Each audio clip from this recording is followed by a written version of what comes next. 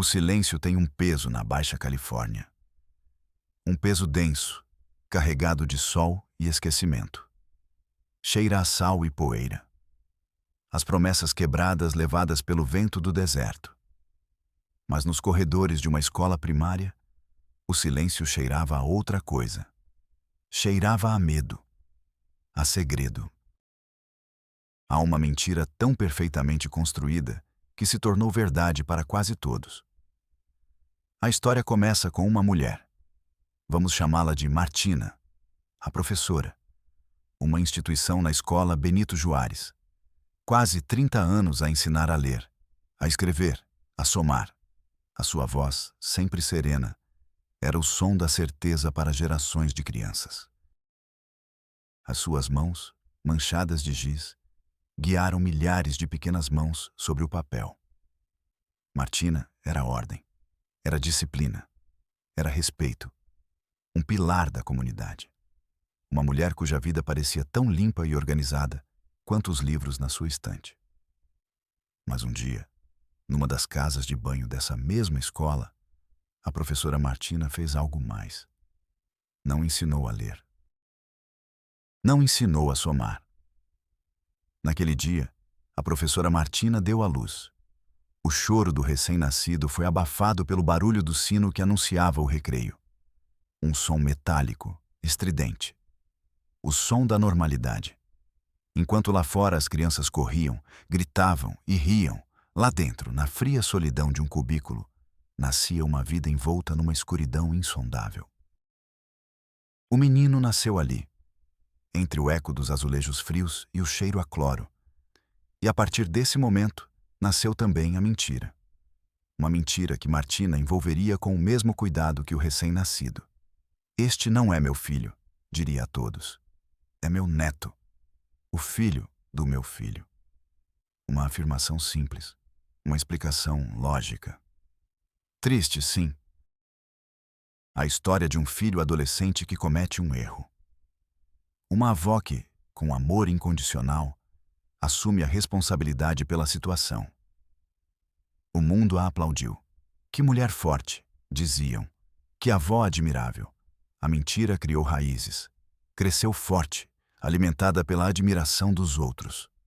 Tornou-se uma árvore frondosa que sombreava uma verdade podre. Porque o pai daquela criança não era um adolescente qualquer. O pai daquela criança era o próprio filho de Martina. E a criança que nasceu naquela casa de banho era, ao mesmo tempo, seu filho e seu neto. Há verdades que queimam a garganta. Histórias que o sistema prefere arquivar em pastas empoeiradas, esperando que o tempo as devore. Mas aqui, nós não as esquecemos. Aqui, nós lhes damos voz. Para que essas realidades não se repitam, precisamos que você nos ouça, que compartilhe o fardo do conhecimento. Acompanhe-nos nesta viagem, às entranhas de uma família destruída pelo seu próprio segredo. A sua presença aqui garante que estas vozes não se percam no eco do deserto. A fachada de Martina era impecável. Um sorriso para os pais. Uma palavra de encorajamento para o aluno com dificuldades. E em casa, um berço. Um berço onde dormia o seu segredo. Um menino a quem chamou Ângel. E ao lado desse berço, o seu outro filho, o pai. Um adolescente preso numa teia de silêncio e obediência. Um jovem cuja vontade tinha sido quebrada muito antes do seu próprio filho nascer. A casa da professora Martina não era um lar. Era um palco. Um teatro onde todos os dias se representava a peça da família perfeita que supera as adversidades. Mas quando as luzes se apagavam e as portas se fechavam, o guião desaparecia. Só restava o terror e o choro silencioso de um menino que era pai, e o choro de um bebê que era filho e neto. Esta é a realidade que vamos desenterrar. Juntos. A máquina da mentira funcionava na perfeição. Dia após dia. Semana após semana. A professora Martina levava o pequeno Ângel para a creche da escola. Apresentava-o com orgulho. "O meu neto", dizia. E todos sorriam, admiravam-na. O filho de Martina, Julian, continuava a ir às aulas. Mas Julian já não era uma criança. Também não era um homem. Era uma sombra, um eco, um corpo presente com uma alma ausente. E então, alguém chegou. Alguém novo. Alguém que não conhecia a lenda da professora Martina. O seu nome era Carmen. Carmen Mendoza. Era a nova conselheira escolar. Jovem, idealista, recém-saída da universidade com a cabeça cheia de teorias e o coração cheio de vontade de ajudar. O seu trabalho era ouvir, observar, identificar as crianças que estavam a quebrar por dentro. Desde o seu primeiro dia, ela reparou em Julian. Era impossível não reparar. Num pátio cheio de gritos e corridas, Julian era uma estátua de silêncio. Encostado a uma parede descascada, com o olhar perdido num ponto invisível do chão. Os ombros curvados, as mãos sempre nos bolsos, como se quisesse escondê-las do mundo. Carmen observou-o durante dias. Ele não falava com ninguém, ninguém falava com ele. Os outros meninos evitavam-no. Não por maldade, por uma espécie de desconforto, como se Julian emitisse um sinal de não se aproximar, uma frequência de dor inaudível para a maioria, mas não para Carmen. Carmen estava treinada para ouvir esse tipo de silêncio. Ela aproximou-se um dia, durante o recreio. "Olá, Julian", disse ela com a sua voz mais suave. "Como estás?" O rapaz levantou os olhos. Os seus olhos eram dois poços vazios. Não havia surpresa, não havia medo, não havia nada. Apenas um cansaço profundo, antigo. Um cansaço que não correspondia aos seus 16 anos. "Bem", sussurrou ele. E a palavra soou falsa. "Oca." "Ouvi dizer que te tornaste pai", continuou Carmen. "Parabéns. Isso é uma grande responsabilidade." Julian não reagiu. Nem um lampejo de orgulho. Nem um sinal de opressão. Nada. O seu rosto era uma máscara de gesso. Apenas acenou com a cabeça. Uma vez. Um movimento mínimo, quase imperceptível. Depois, sem dizer mais nada, virou-se e foi-se embora, deixando Carmen sozinha com uma sensação gelada no estômago. Algo estava errado. Terrivelmente errado. Um pai adolescente pode estar assustado, confuso, zangado, ressentido. Pode até mostrar indiferença. Mas o que Carmen viu em Julian não era nada disso. Era terror. Um terror puro, destilado. Um terror que lhe roubara a voz. A vida.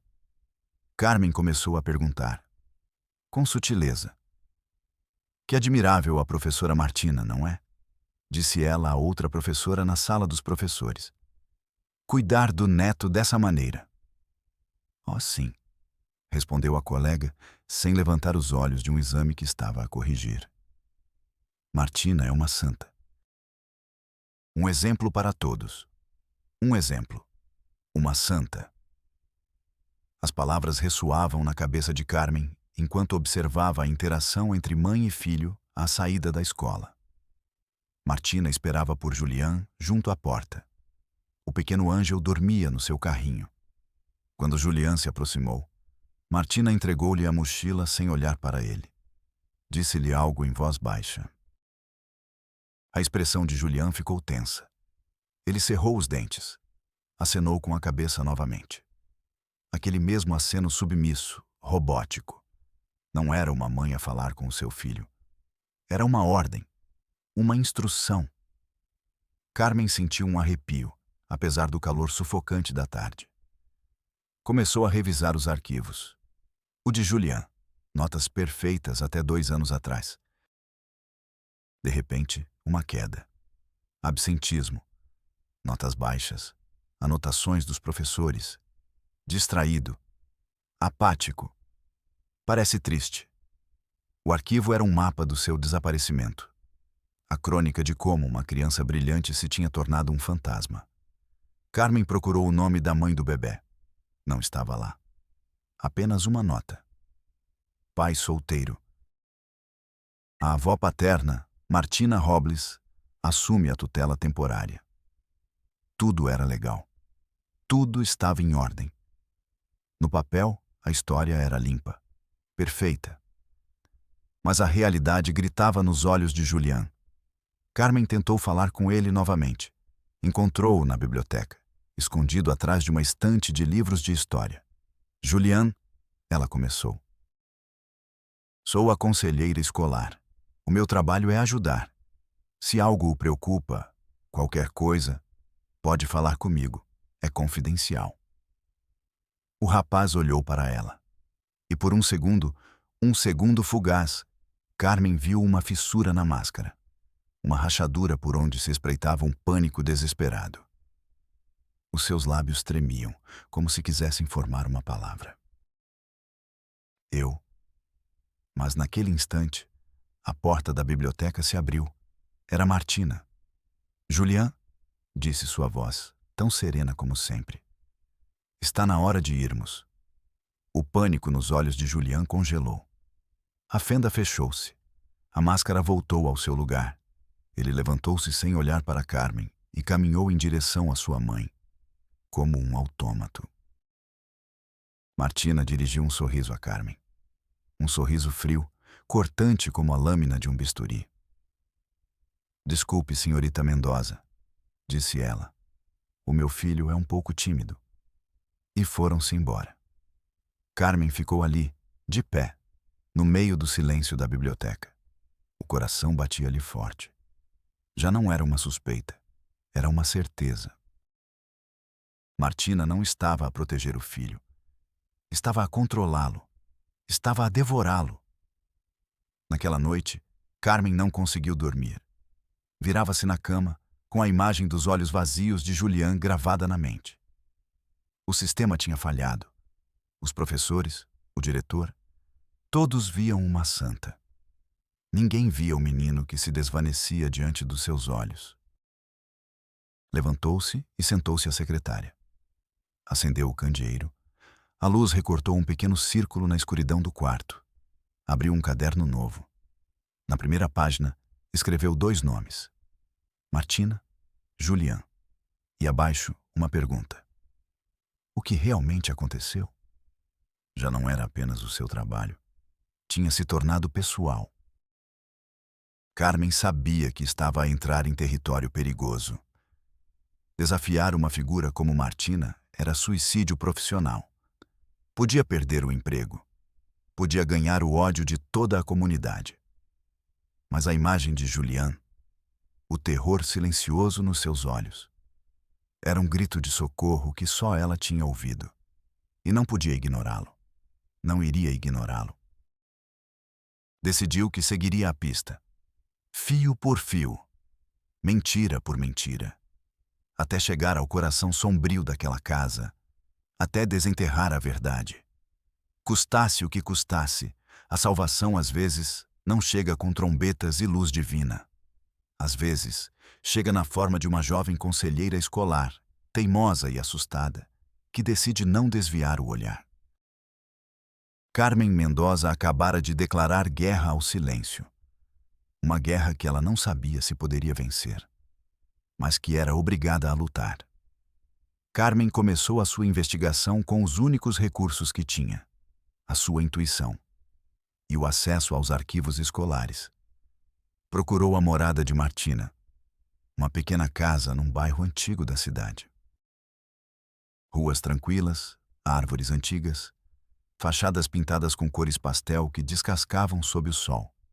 A aparência da normalidade. Um dia, depois das aulas, Carmen dirigiu até lá. Estacionou a um quarteirão de distância. Observou. Viu Martina chegar. Ela empurrava o carrinho com Ângel. Julián caminhava ao seu lado, carregando as sacolas do supermercado. Entraram na casa. A porta se fechou e o silêncio voltou a cair sobre a rua. Carmen esperou. 1 hora, 2 horas. O sol começou a se pôr, tingindo o céu de laranja e roxo. As luzes da casa se acenderam, e então ela ouviu. Um grito, abafado, curto. Não era o choro de um bebê, era algo diferente. Um som de dor pura, animal, que foi sufocado quase instantaneamente. O coração de Carmen parou. Ela ficou paralisada no carro, com as mãos agarradas ao volante. Teria sido imaginação? Não. Era real. Um som que não combinava com as casas em tons pastel e as árvores antigas. Ela esperou que alguém saísse, que uma janela se abrisse, que um vizinho aparecesse. Nada. O silêncio voltou. Mais pesado, mais denso, como se a própria rua estivesse guardando o segredo. Carmen ligou o motor. Suas mãos tremiam. Ela dirigiu diretamente para a delegacia de polícia. O escritório cheirava a café velho e desesperança. Um policial com o uniforme amarrotado e cara de tédio a ouviu sem muito interesse. Um grito? Disse o oficial, mascando chiclete. E viu alguma coisa? Não, só ouvi, respondeu Carmen com a voz mais aguda do que o normal. Mas não era um grito normal. Era assustador. Senhorita, disse o polícia com um sorriso condescendente. Neste bairro, as pessoas gritam, por causa do futebol, das telenovelas, porque os feijões queimam. Se enviássemos uma patrulha para cada grito. Ele deixou a frase no ar. Mas trata-se da casa da professora Martina Robles, insistiu Carmen. E o seu filho, Julián, mostra sinais de abuso emocional. Talvez físico. A menção do nome de Martina mudou algo no rosto do agente. O tédio transformou-se em incredulidade. A professora Martina? A da Benito Juárez? Soltou uma pequena risada. Está a brincar? Aquela mulher é uma santa. O meu filho foi aluno dela. É irrepreensível. Mas eu ouvi. Repetiu Carmen, sentindo a frustração subir pela garganta. Olhe, senhorita Mendoza, disse o polícia, o tom de voz tornando-se mais firme. Para fazer uma visita de bem-estar, precisamos de mais do que um grito. Precisamos de uma denúncia formal. Provas, algo tangível. Não um palpite. O sistema não procurava a verdade. Procurava papéis, formulários, procedimentos. Carmen saiu da esquadra sentindo-se impotente. O frio do ar-condicionado do escritório tinha-lhe penetrado nos ossos. Um frio burocrático, indiferente. Estava sozinha nisto. Completamente sozinha. Sabia que tinha de se aproximar mais. Tinha de encontrar uma maneira de entrar naquela casa, de falar com o Julián longe do olhar da mãe dele. A oportunidade surgiu uma semana depois. A escola organizou uma tarde de talentos. Carmen, como conselheira, estava encarregada das inscrições. Ela foi a cada sala. Falou com os alunos. Quando chegou à sala de Julián, viu-o sentado no fundo. A desenhar no seu caderno. Sempre a desenhar. Carmen aproximou-se da sua secretária. Olá, Julián. Estamos a organizar uma tarde de talentos. Gostaria de participar? Canta, atua, desenha? Ela apontou para o caderno. Julián fechou-o com um movimento brusco e protetor. Não, disse ele, sem olhar para ela. Eu vi os teus desenhos. São muito bons, mentiu Carmen. Ela nunca os tinha visto. Tu poderias expô-los. Seria incrível. O silêncio prolongou-se. Carmen podia sentir a luta interna do rapaz, o desejo de ser visto contra o medo de ser descoberto. Finalmente, Julián abanou a cabeça. A minha mãe não me deixaria, sussurrou. A desculpa perfeita. A gaiola perfeita. Eu poderia falar com ela, ofereceu Carmen, tentando manter a voz casual.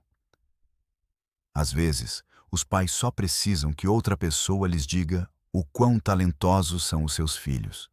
Que tal eu ir à tua casa esta tarde e mostrarmos os teus desenhos juntas?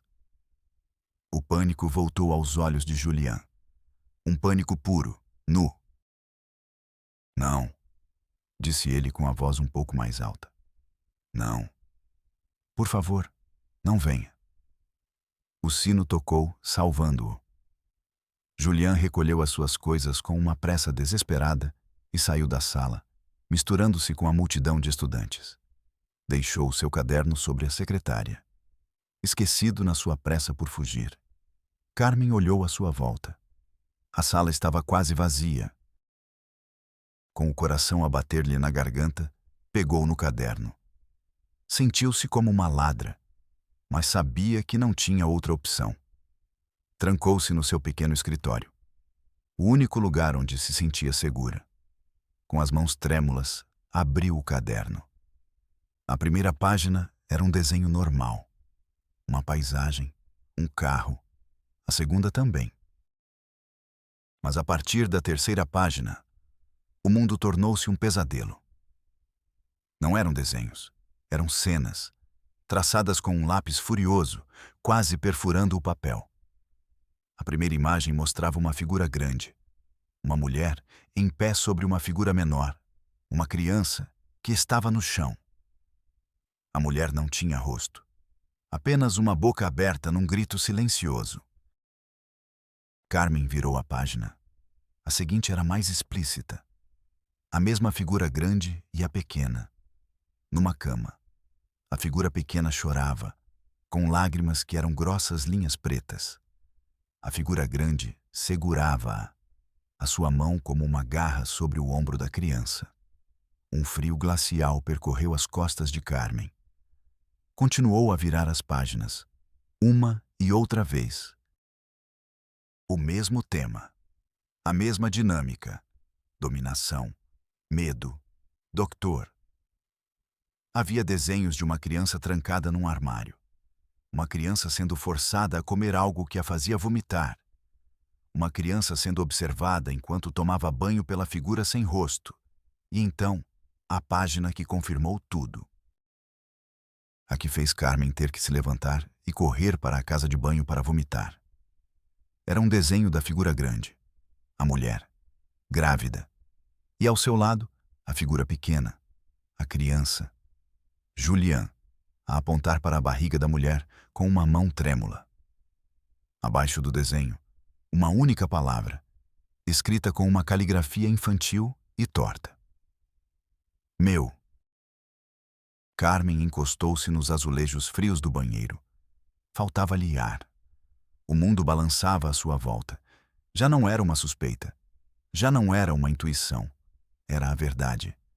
Uma verdade monstruosa, desenhada pela mão de uma criança aterrorizada. O bebê. Ângel. Não era o neto de Martina. Nem sequer era apenas o seu filho. Era o filho do seu próprio filho. Um produto do horror que se vivia naquela casa de cores pastel. Carmen olhou-se no espelho. O seu rosto estava pálido. Os seus olhos estavam cheios de um horror que ela não sabia que era capaz de sentir. Saiu da casa de banho. Pegou no caderno. Guardou-o na bolsa como se fosse uma bomba prestes a explodir. Sabia o que tinha de fazer. O polícia enfadonho já não importava. A reputação de santa de Martina já não importava. Perder o emprego já não importava. Isto era mais importante. Isto era salvar uma vida. Ou o que restava dela. Saiu da escola. O sol da tarde parecia fraco, distante. O barulho das crianças a brincar soava como um eco de outro mundo. Um mundo inocente que, para Julian, tinha deixado de existir há muito tempo. O horror tinha um nome, tinha um endereço, e agora tinha provas. Para entender o monstro, às vezes é preciso desenterrar a vítima que ele foi antes. Martina não nasceu monstro. Ela nasceu no silêncio. Cresceu nele. Sua infância foi um longo corredor sem janelas. Um pai ausente. uma figura fantasmagórica que ia e vinha. Uma mãe destruída pelo abandono, mergulhada em uma depressão que cheirava a confinamento e naftalina. A casa da sua infância era um santuário de silêncio. Não havia risos, não havia discussões. Apenas o tic-tac de um relógio de parede e o sussurro das orações da sua mãe. Martina aprendeu a não fazer barulho, a não pedir, a não sentir. Ser invisível era a melhor forma de sobreviver. O seu único refúgio eram os livros, as histórias dos outros. Vidas cheias de barulho, paixão, caos, tudo o que ela não tinha. Tornou-se uma aluna brilhante. A melhor da turma, orgulho de uma mãe que só a via através das suas notas. Uma nota alta era uma carícia. Um 10 era um amo-te. Martina aprendeu a equiparar o controlo ao amor. A ordem absoluta, perfeição. Essa era a sua maneira de manter o caos sob controle. O caos que tinha destruído a sua mãe. O caos de um pai que aparecia e desaparecia como um pesadelo. Tornou-se professora. Era a profissão perfeita. Um mundo ordenado. Filas de secretárias, horários fixos, regras claras. Um universo que ela podia controlar. E as crianças adoravam-na. Porque na sua necessidade de ordem, Martina era justa, previsível, segura. Era a âncora que ela nunca teve. Casou-se tarde. Com um homem bom, tranquilo. Um homem que admirava a sua força, a sua disciplina. Um homem que não fazia muitas perguntas. Ele também era mais uma peça no seu mundo ordenado. E então nasceu Julián, o seu filho, a primeira rachadura na sua fortaleza de controlo. Um bebê não segue regras. Um bebê chora, sujam, exigem. São o caos na sua forma mais pura. Martina amava o seu filho, mas amava-o à sua maneira. Amava-o como um projeto. Um projeto que tinha de ser perfeito. O melhor, o mais inteligente, o mais obediente. O marido de Martina morreu quando Julián tinha 8 anos. Um acidente de carro. Rápido. Inesperado. O caos voltava a bater à sua porta. Martina agarrou-se ao único pilar que lhe restava. O controlo sobre o seu filho. O seu amor tornou-se possessão. A sua proteção tornou-se uma jaula. Julián não podia ter amigos que ela não aprovasse. Não podia praticar desportos que ela considerasse perigosos. Toda a sua vida foi meticulosamente planeada pela mãe. Ele era a sua obra-prima, a sua razão de ser, a barreira final contra o mundo imprevisível e assustador. Quando Julián entrou na adolescência, o controle de Martina se intensificou, como se a puberdade fosse uma ameaça prestes a arrancá-lo de perto dela. O desejo, a rebeldia e a busca por identidade pareciam forças caóticas, capazes de lhe roubar o filho. Martina não estava disposta a permitir isso. Começou a ultrapassar limites. Primeiro, pequenos. Ler o diário dele. Depois, os limites tornaram-se maiores. Proibiu-o de sair com raparigas. Qualquer interesse romântico era visto como uma traição. Ninguém vai amar-te como eu amo, dizia ela. Essas raparigas só querem usar-te. Tu e eu somos uma equipa. Não precisamos de mais ninguém. As palavras eram um veneno lento. Um gotejar constante que corroía a vontade de Julián. A casa deixou de ser um lar. Tornou-se uma ilha. Martina era a rainha. Julián, o seu único súbdito. A solidão que marcou a infância de Martina agora se repetia com seu filho. Mas, desta vez, era uma solidão compartilhada. Uma simbiose tóxica. E então, a linha final foi cruzada. Ninguém sabe exatamente como aconteceu a primeira vez. Talvez tenha sido numa noite de tempestade. Talvez Julián tenha tentado se rebelar. Ou talvez, na mente distorcida de Martina, fosse o passo lógico, a forma definitiva de possuí-lo, de garantir que ele nunca a abandonaria, de fundir o seu mundo com o dele para sempre. O abuso não começou com violência. Começou com palavras, com uma manipulação tão profunda que Julian começou a acreditar. Começou a acreditar que aquilo era amor, que essa era a única forma de ser amado, que o seu corpo não lhe pertencia, pertencia a ela, a mãe que era tudo, o universo inteiro. Quando Julian percebeu o que estava a lhe acontecer, já era tarde demais. Estava preso. O medo, a vergonha, a culpa. Eram barreiras demasiado altas para escalar. A quem poderia contar? Quem acreditaria nele? A minha mãe, a santa, a professora perfeita.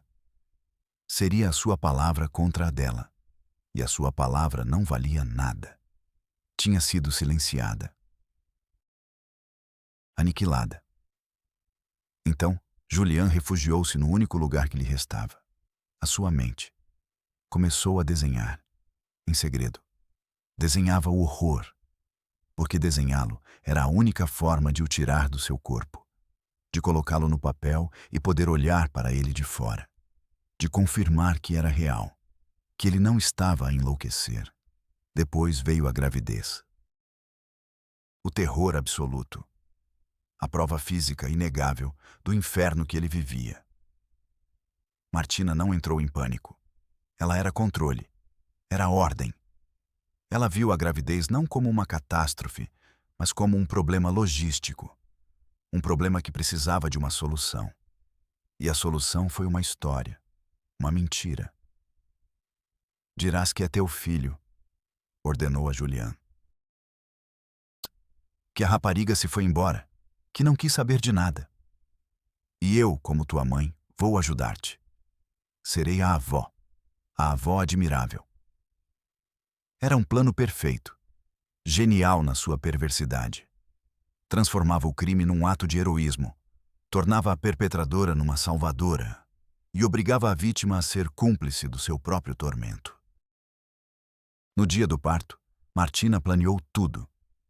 Esperou que a escola estivesse no seu momento mais barulhento. O recreio.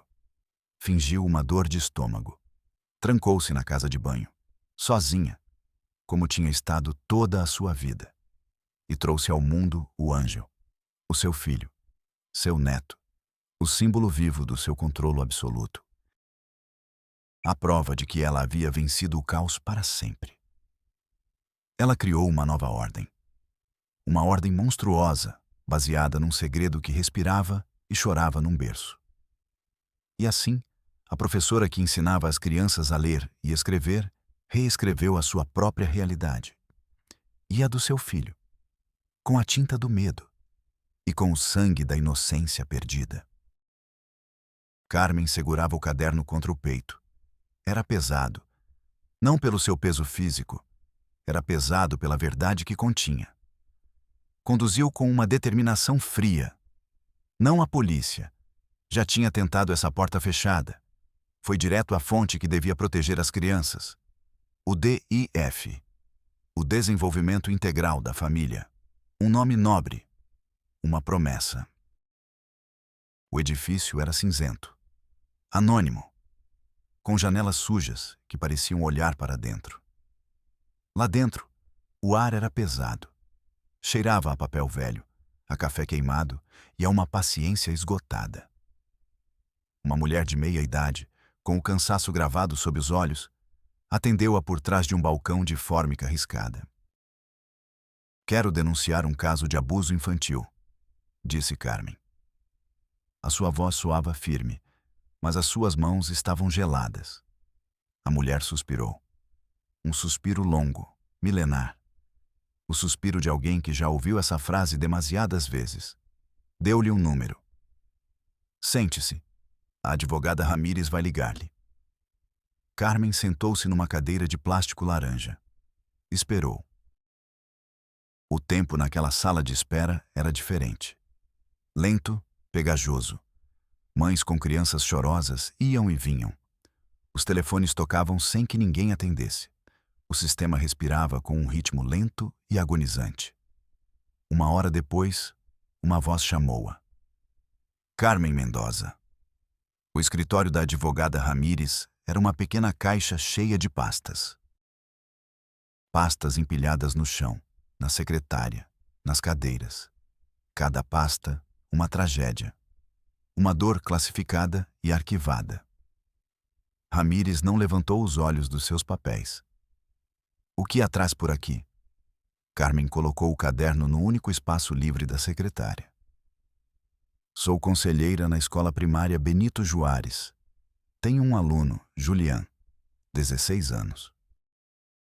A mãe dele é a professora Martina Robles. A suspeita é de que ele esteja a ser vítima de abuso e que a criança que ela apresenta como neto seja, na verdade, filho de ambos.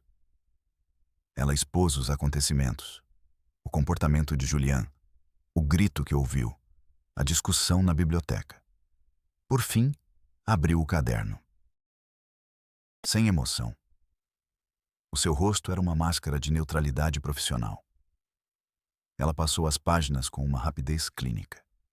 Viu a figura grande e a pequena. Viu a cama. Viu o armário. Viu o desenho da gravidez. Fechou o caderno. Recostou-se na cadeira, que soltou um rangido. Senhorita Mendoza, disse ela. A sua voz era monótona. Agradeço a sua preocupação, mas isto... Ele apontou para o caderno. São desenhos. São uma confissão, replicou Carmen, sentindo uma onda de frio. São a fantasia de um adolescente confuso, talvez, disse Ramírez.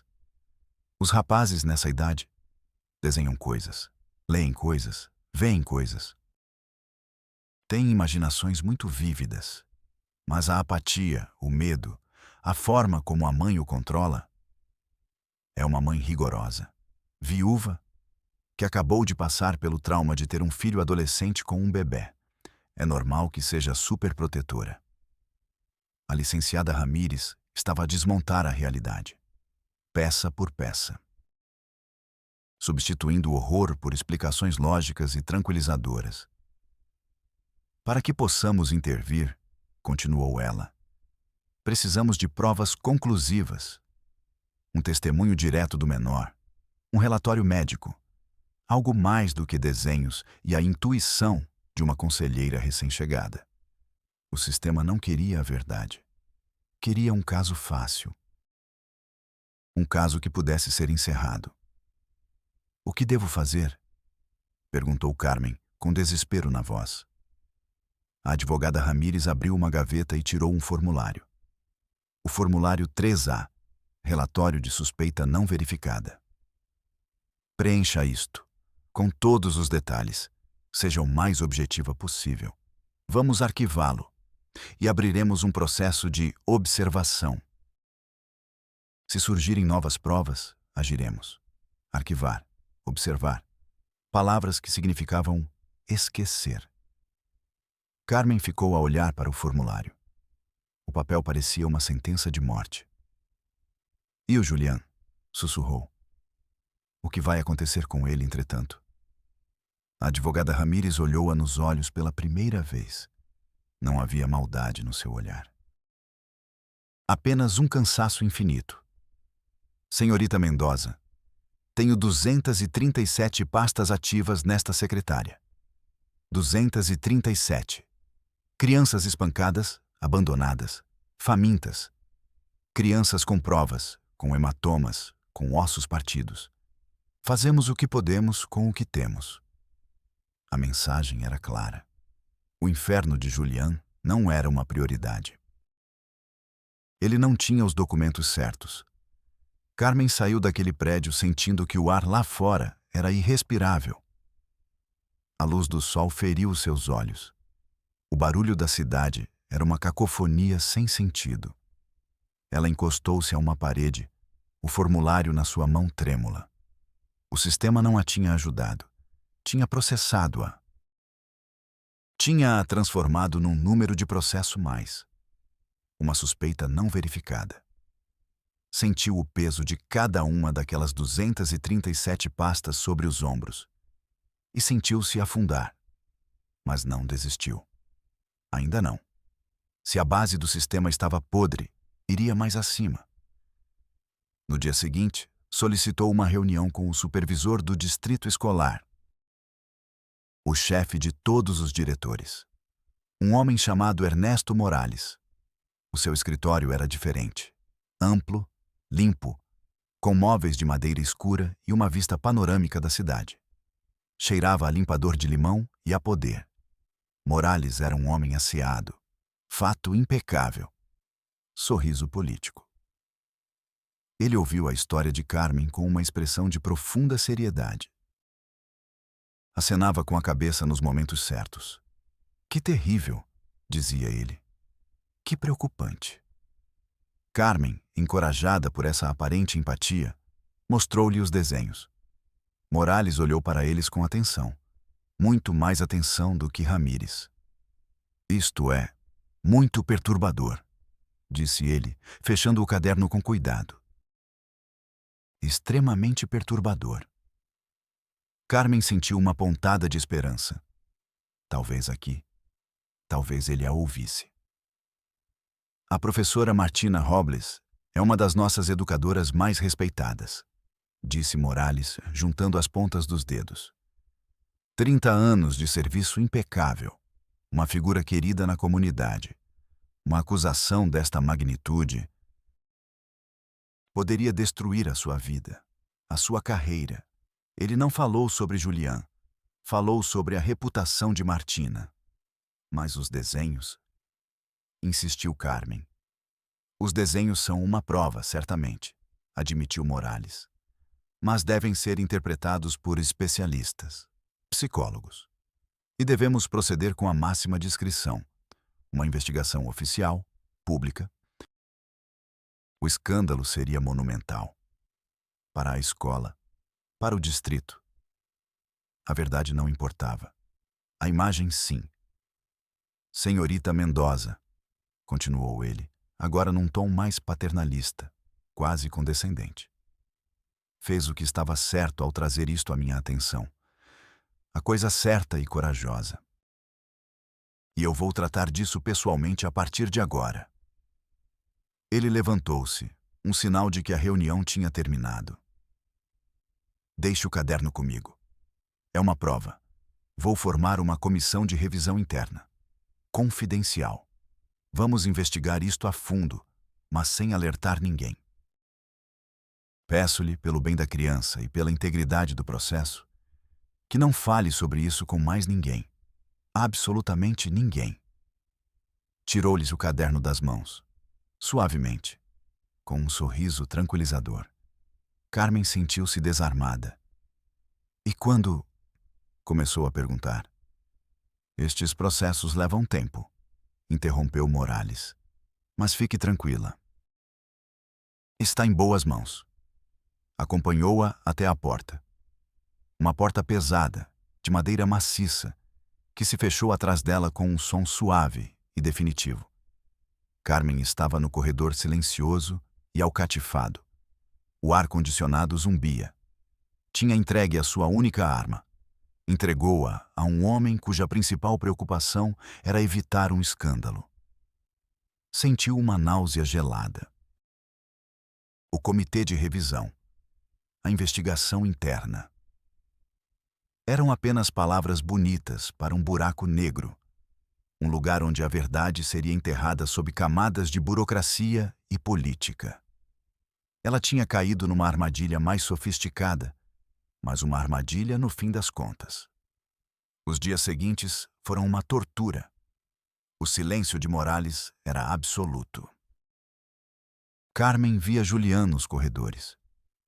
O rapaz parecia ainda mais ausente, se é que isso era possível.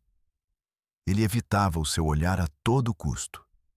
E então, Martina fez a sua jogada. Ela esperou por ela uma tarde no seu escritório. Estava sentada na cadeira de Carmen, como se fosse a dona. Não havia mais ninguém naquela ala da escola. Senhorita Mendoza, disse Martina, A sua voz era a mesma de sempre, serena, controlada, mas os seus olhos eram 2 pedaços de gelo. Ouvi dizer que tem certas preocupações sobre a minha família, continuou. Carmen ficou de pé junto à porta. O seu coração batia com uma força dolorosa. Ouvi dizer que tem mostrado os desenhos privados do meu filho a estranhos. São um pedido de socorro, disse Carmen, mal reconhecendo a própria voz. Martina sorriu. Foi o sorriso mais assustador que Carmen já tinha visto na vida. Não tinha calor humano, não tinha humor. Era o sorriso de um predador. O meu filho está confuso. Está sob muita pressão. E você, com as suas ideias modernas de psicologia de bolso, só está a piorar as coisas. Está a envenená-lo. Ela levantou-se. Caminhou lentamente em direção a Carmen. Dediquei a minha vida a esta escola, a esta comunidade. Conheço toda a gente. O diretor, ao supervisor Morales, ao presidente da Câmara. São meus amigos. Meus ex-alunos. Parou a poucos centímetros de Carmen. Você é nova, uma estranha. Ninguém a conhece. A ameaça não era velada. Era uma declaração de poder. Sugiro, sussurrou Martina, que se concentre no seu trabalho, nas crianças que querem a sua ajuda, e que deixe a minha família em paz, para o seu próprio bem. Virou-se e saiu do escritório, deixando um silêncio carregado de veneno. Carmen desabou na sua cadeira. Estava acabada. O sistema tinha-a rejeitado. O agressor tinha-a ameaçado e tinham-lhe tirado a sua única prova. Estava sozinha, derrotada. O sistema não tinha falhado. O sistema tinha funcionado na perfeição. Tinha protegido um dos seus. Tinha silenciado a ameaça externa. Tinha classificado, arquivado e enterrado a verdade. Julian estava condenado. E ela não tinha conseguido fazer nada para evitar isso. A impotência era um sabor metálico na sua boca, um peso insuportável no seu peito. Olhou pela janela. A tarde estava a cair. O mundo continuava a girar. Mas para ela e para Julian, ele tinha parado. Presos no inferno que ninguém queria saber.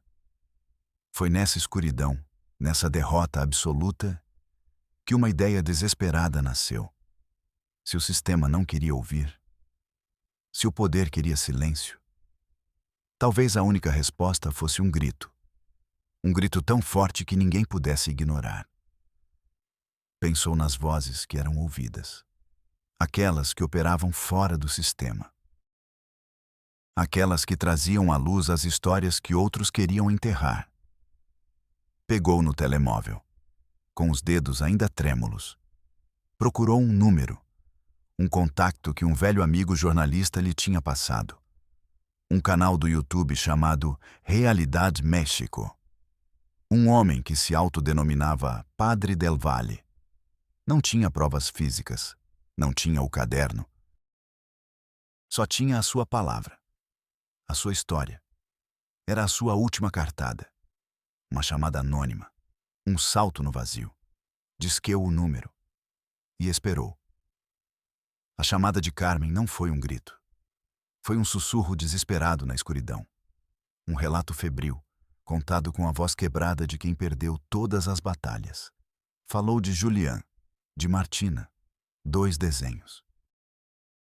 Do polícia entediado, da licenciada exausta, do supervisor calculista. Falou do sistema, das suas paredes de indiferença, das suas portas fechadas. A nossa investigação começou nessa mesma noite. Não procuramos nos escritórios cinzentos. Procuramos nas fendas. Falamos com ex-alunos de Martina. Homens e mulheres, agora adultos.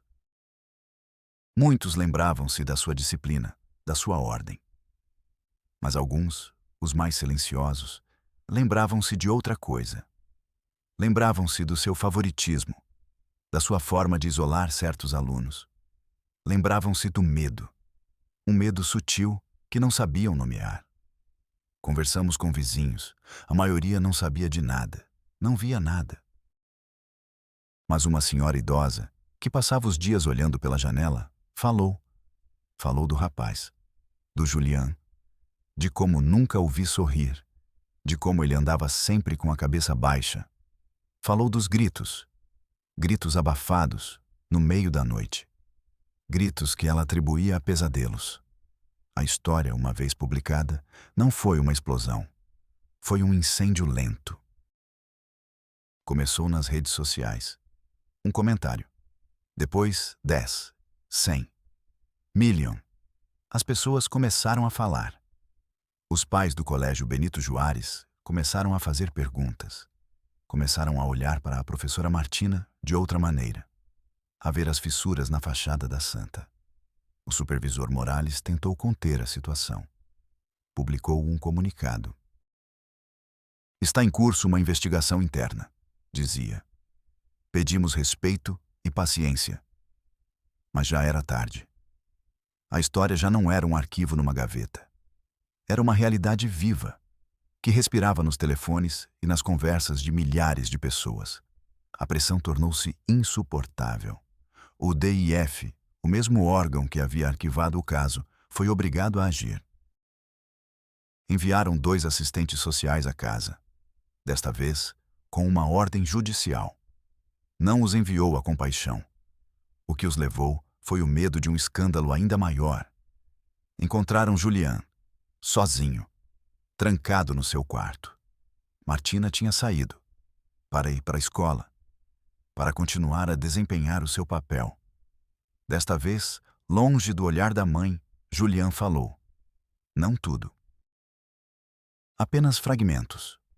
Mas foi o suficiente. A prova definitiva não veio de um testemunho.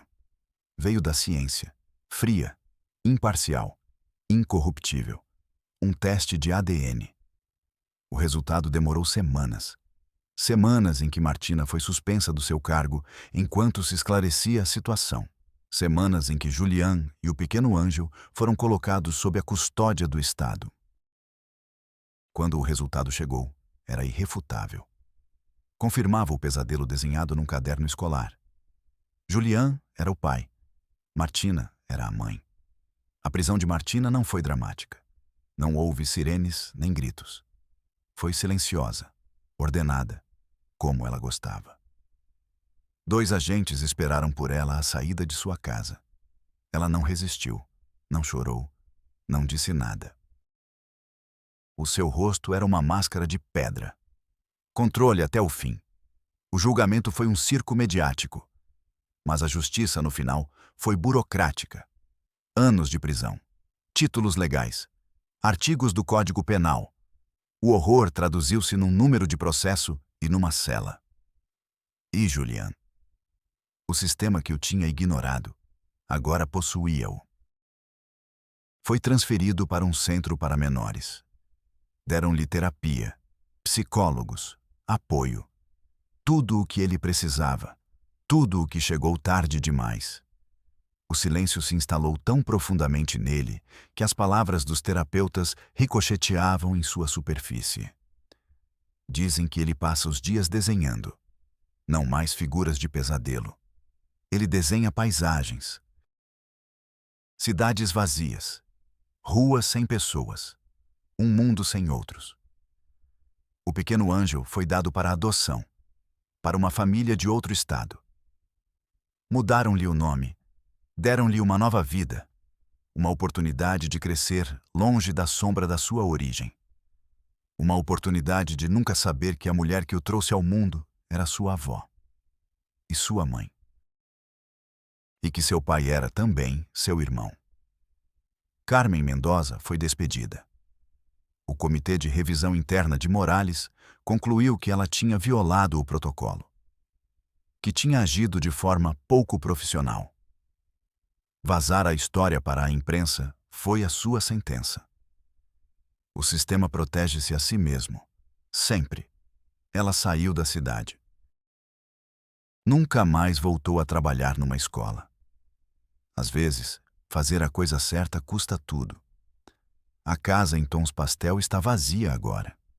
As janelas cobertas de pó. As ervas daninhas crescem no jardim. Os vizinhos passam rapidamente, como se o horror ainda impregnasse as paredes. É um monumento silencioso a uma verdade que ninguém quis ver. Uma verdade que teve de ser gritada das sombras para ser ouvida.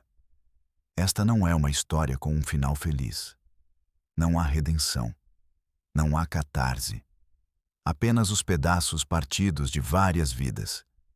E um sistema que continua a funcionar da mesma forma. Com as suas pastas, os seus formulários e a sua infinita capacidade de olhar para o outro lado. Continuará a funcionar assim até deixarmos de o aceitar. Até que a voz de uma única pessoa preocupada seja mais importante do que o medo de um escândalo. Até que um desenho seja suficiente.